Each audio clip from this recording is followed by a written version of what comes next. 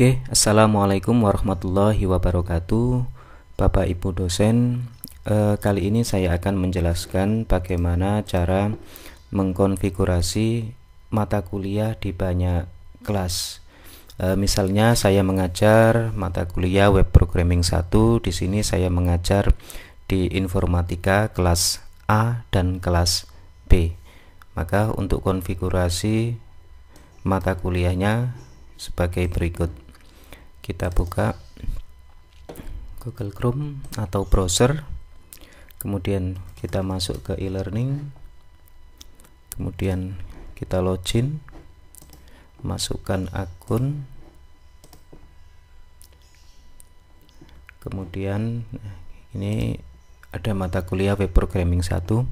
Setelah masuk mata kuliah kita, selanjutnya kita lakukan konfigurasi dengan cara klik tombol sebelah kanan ini, pilih more, kemudian pilih tab user, kemudian pilih group.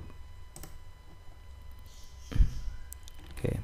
Setelah itu kita pilih create group. Oke. Misalnya saya akan membuat grup dengan nama kelas A, kemudian enrollment key. Nah, ini adalah PIN atau password untuk mahasiswa agar nanti masuk langsung ke grup kelas A. Di sini untuk enrollment key-nya minimal 8 karakter, kemudian terdiri minimal ada huruf kapital, huruf kecil, simbol dan angka. Di sini enrollment key-nya misalnya saya buat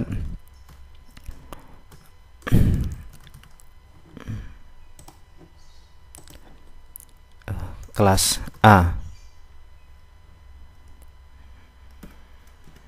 Kemudian angkanya harus ada angka 1 di sini. Kita buat misalnya semester, katakanlah ini dibuat di semester 2. Nah, misalnya jadi kelas ini nanti enrollment key-nya kelas 2A, K-nya sudah ada huruf kapital, kemudian ini huruf lower atau huruf kecil, kemudian ini strip ini adalah mewakili simbol, kemudian 2 mewakili angka, dan A ini juga mewakili huruf besar. Nah, misalnya seperti ini. Ini kita hitung 1, 2, 3, 4, 5, 6, 7, 8. Pas 8 karakter ini sudah cukup. Kita buat semudah mungkin kayaknya biar mahasiswa tidak lupa, termasuk dosen atau kita sendiri yang biar tidak lupa. Kemudian kita klik save. Kemudian kita buat grup lagi, create group kelas B, kemudian enrollment key-nya kita isi kelas 2B. Oke, kita simpan. Nah, setelah selesai membuat grup, kemudian kita masuk kembali ke mata kuliah tadi, web programming 1. Kemudian kita atur di sini topik-topik yang ada ini dengan grup-grup tertentu. Langkah selanjutnya adalah klik tombol sebelah kanan atas, kemudian kita klik turn editing on. Nah, kemudian di sini saya akan mengganti beberapa nama topik, misalnya UTS ini akan saya ganti menjadi kelas A, kemudian ini kelas B. Kemudian di sini kita atur agar kelas A ini nanti hanya membaca grup kelas A dengan cara klik edit, kemudian edit topik, kemudian kita masuk ke bagian bawah restrict access. Ini kita klik add restriction, kemudian pilih group. Setelah itu kita pilih grup yang sudah kita buat, grup kelas A, save change. Oke, jadi sekarang di topik kelas A ini hanya khusus untuk grup kelas A. Kemudian untuk kelas B kita atur edit topik, kemudian restrict aksesnya kita pilih klik add restriction, pilih grup, kemudian pilih kelas B. Selesai, kita klik tombol save change.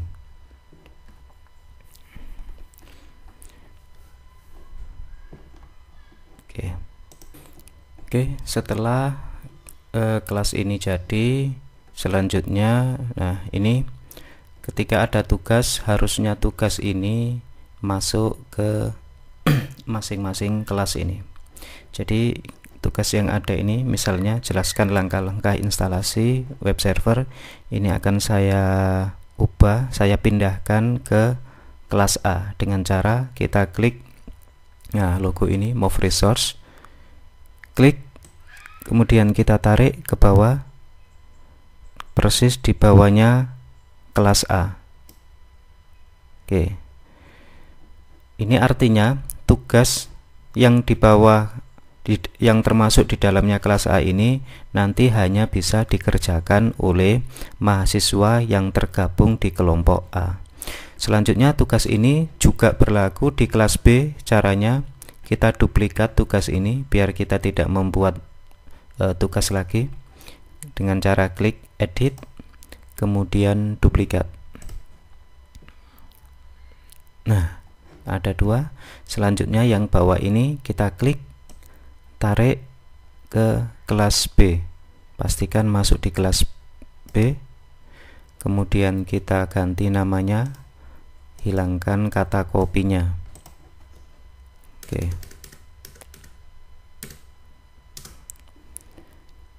ini cara pembuatan tugas. Jadi tugas itu kita membuatnya masing-masing kelas, agar nanti pada saat kita ngoreksi atau ngecek tugas ini, misalnya kita ngecek yang tugas di kelas A ini, maka mahasiswa atau yang tampil itu nanti hanya mahasiswa kelas A. Begitu juga tugas yang di kelas B, mahasiswa yang tampil adalah mahasiswa yang di kelas B, dan kelas-kelas seterusnya. Nah, sekarang saya akan mengatur lagi supaya mahasiswa nanti bisa masuk ke masing-masing kelas dengan key yang sudah kita buat. Namun sebelum itu kita perlu mengatur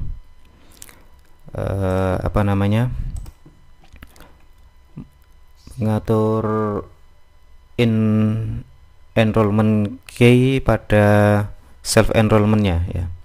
Kita klik tombol more, kemudian masuk ke user, kemudian masuk ke ini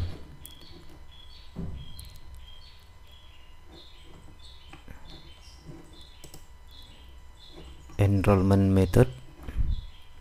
Selanjutnya di sini ini yang sudah pernah kita buat sebelumnya, self enrollment mahasiswa, kita atur, kita edit. Nah, ini yang saya contohkan kemarin, ini enrollment key 1 2 3. Terus pertanyaannya sekarang, apa bedanya enrollment key-nya di self enrollment ini dengan enrollment key pada grup yang kita buat tadi? Jadi ini sama-sama bisa digunakan, hanya saja ketika mahasiswa masuk menggunakan key ini, maka mahasiswa akan masuk ke mata kuliah tanpa masuk ke grup tertentu. Sedangkan mahasiswa yang masuk dengan PIN atau dengan key sesuai dengan yang kita buat pada grup tadi, maka ketika mahasiswa itu terdaftar secara otomatis langsung masuk ke grup yang sudah kita buat. Nah, ada penambahan konfigurasi di sini, nanti akan saya praktekkan jika posisi kita sebagai mahasiswa. Di sini use group enrollment key, ini kita pilih yes. Ini artinya bahwasanya self enrollment key ini juga menggunakan enrollment key yang ada di grup. Jadi ini kita pilih yes, defaultnya no. Oke, langsung kita simpan.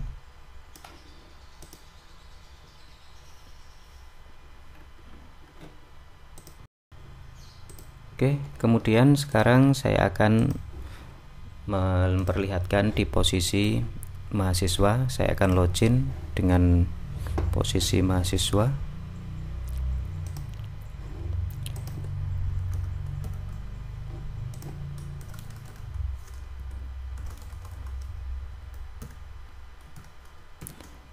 Ini mahasiswa yang pertama saya loginkan, kemudian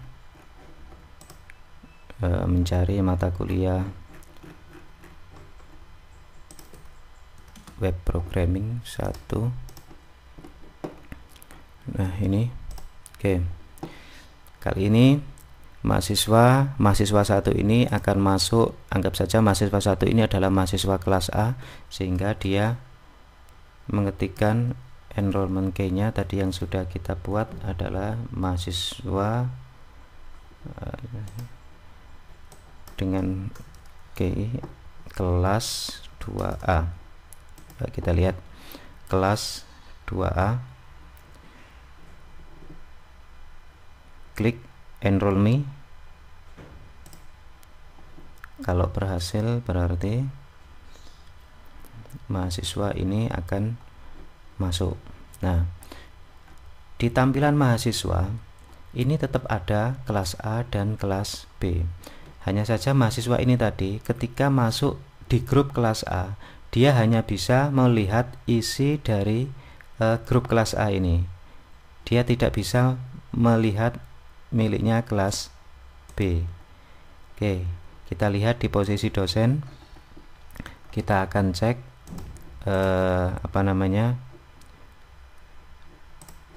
posisi usernya sudah ada berapa yang masuk. Nah, untuk lebih cepatnya bisa kita langsung klik partisipan ini di sebelah kiri, partisipan. Nah, ini sudah masuk tadi mahasiswa 1. Kemudian kita lihat grupnya, dia masuk grup kelas A. Oke, kemudian saya akan login dengan mahasiswa kedua. Ini di tampilan mahasiswa.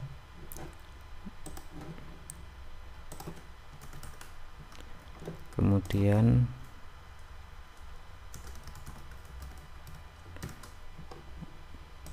login, cari mata kuliah web programming 1.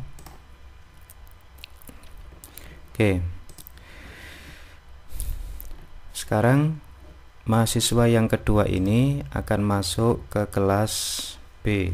Dia harus memasukkan key dari kelas B. Nah, misalnya key-nya ini salah memasukkan, kayaknya kecil misalnya. Seperti ini, apa yang terjadi? Enrollment key, enroll me. Nah, ini salah, incorrect enrollment key. Jadi harus persis, kayaknya besar.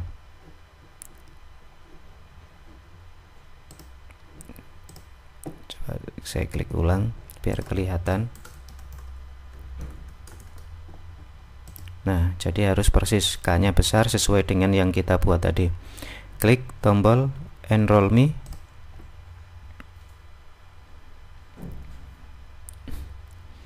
Nah, ini di tampilan mahasiswa.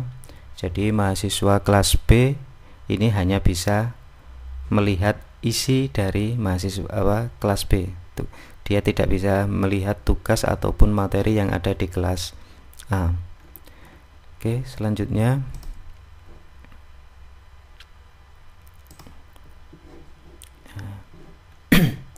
kita login lagi dengan mahasiswa yang ketiga.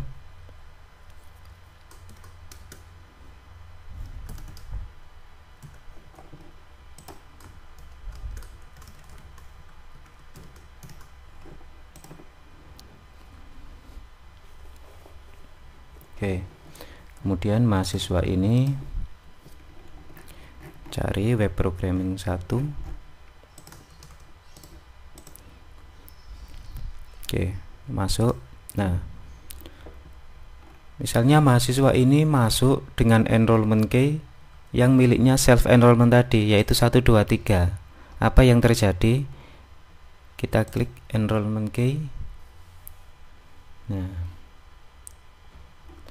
mahasiswa ini tidak jelas. Dia tetap bisa masuk di web programming 1, tetapi dia tidak masuk di kedua kelas ini, dan statusnya ya belum masuk grup.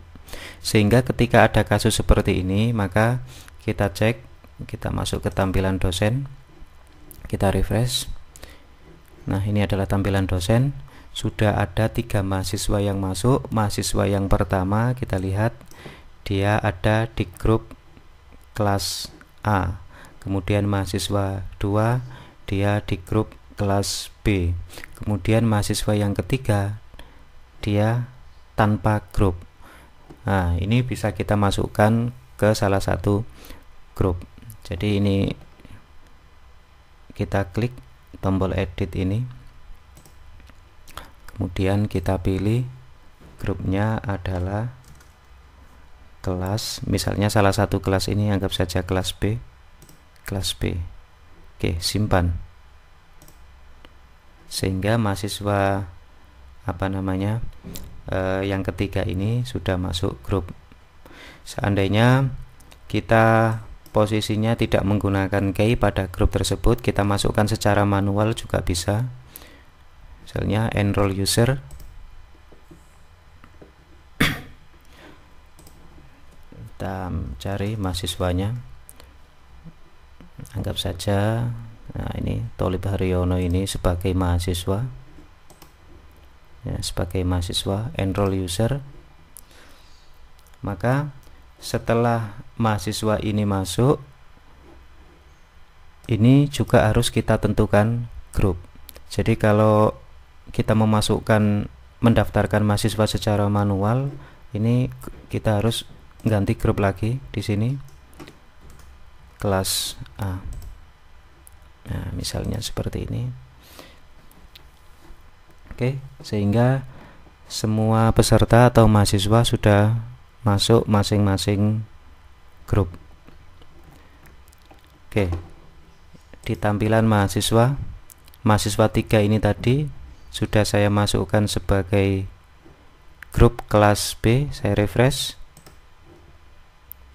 Nah, sehingga sekarang dia sudah bisa melihat tugas-tugas yang ada di grup kelas B. Oke, kemudian ini di posisi dosen lagi, masuk ke web programming. Apabila dosen ingin memberikan materi, di mana materi ini berlaku untuk berlaku untuk seluruh mahasiswa, maka kita bisa menaruh materi itu di sini. Jadi kita buat topik, misalnya topik tugas ini sudah tidak berlaku, saya ganti materi. Nah, kemudian di sini, di luar sini kita masukkan file.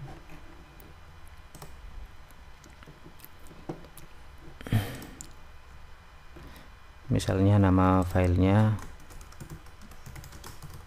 pengantar web dasar, kemudian kita cari materinya. Nah, sudah, anggap saja inilah gerakan kuliah,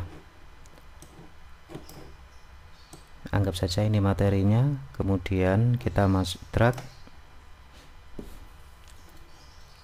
Nah, setelah itu kita klik save and return course. Nah, jadi apapun yang kita taruh di topik materi ini atau di folder materi ini, karena materi ini tidak ada pengaturan khusus, maka apapun yang ada di dalam materi ini bisa dilihat oleh seluruh mahasiswa. Jadi di posisi mahasiswa ini saya refresh, mahasiswa yang kelas B ini pun bisa mengakses materi ini, pengantar web dasar. Seluruh mahasiswa yang tergabung di mata kuliah ini bisa mengakses materi yang ada di folder materi ini. Oke. Nah, jadi intinya kalau kita ingin memberikan sesuatu berlaku untuk seluruh mahasiswa, bisa kita taruh di luar. Biasanya materi kemudian bahan-bahan perkuliahan ini bisa kita taruh di luar, karena kalau kita taruh di dalam masing-masing kelas ini ya hanya berlaku untuk kelas tersebut ya. Misalnya kita membuat, biasanya di sini apa namanya, untuk UTS untuk tugas-tugas saja. Untuk materi biasanya kita letakkan di atas biar satu materi bisa diakses oleh seluruh mahasiswa. Nah, bagaimana dengan soal UTS ya? Misalnya kita buat soal UTS di kelas A, add an activity, assessment, add, kemudian kita membuat misalnya soal UTS. Nah, kemudian deskripsinya misalnya buatlah aplikasi atau form untuk entry data mahasiswa.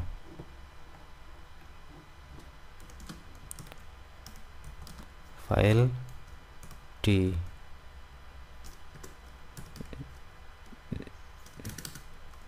dijadikan satu atau di zip dan di upload di e-learning ini. Nah, misalnya seperti ini. Display description, kalau memang deskripsinya sedikit kita bisa langsung menampilkan display description, tapi nanti kalau deskripsinya terlalu banyak tidak perlu menampilkan display description on course page. Oke, kemudian kita atur sesuai dengan kemarin, misalnya ini dibuat 1 minggu ya, 1 minggu, cut off date tanggal 27, samakan dengan due date. Oke, tengah malam, kemudian selesai. Nah, ini maksimum number of upload file kita batasi. Kalau memang satu mahasiswa itu hanya mengirimkan satu file ya kita batasi menjadi 1. Kalau memang diperbolehkan ngirim 2 ya 2 file. Oke, saya pilih 1, kemudian save and return course. Setelah di save, nah ini soal UTS ini saya coba di posisi mahasiswa, saya refresh dia, karena tadi di kelas A maka soal UTS tidak bisa dilihat. Kemudian di posisi dosen, soal UTS ini tinggal apa namanya, duplikat. Nah, duplikat kita taruh di kelas B. Oke, ini kita hapus kopinya dan enter.